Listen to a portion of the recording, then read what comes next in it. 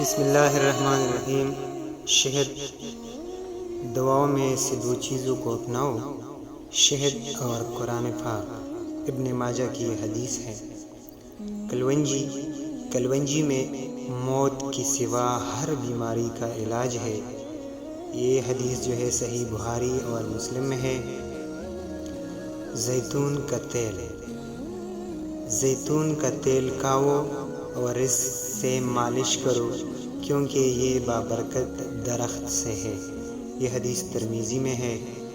کھجور، جو شخص صبح کے وقت 7 کھجوریں کھائے گا، اس کو اس دن نہ زہر نقصان دے گا اور نہ جادو۔ یہ حدیث صحیح بخاری و مسلم میں ہے۔ روزے اور اعتدال پیٹ بیماریوں کا گھر ہے اور پرہیز سب سے بہترین دوا ہے۔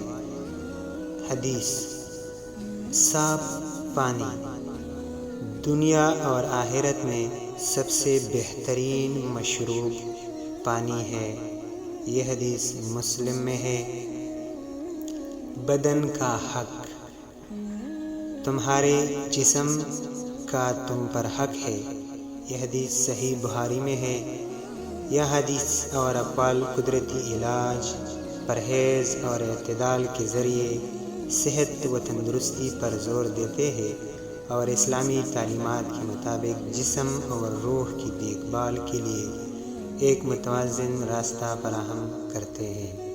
اور آخر میں چینل کو سبسکرائب کرنا نہ بھولیے۔ السلام علیکم ورحمۃ اللہ وبرکاتہ۔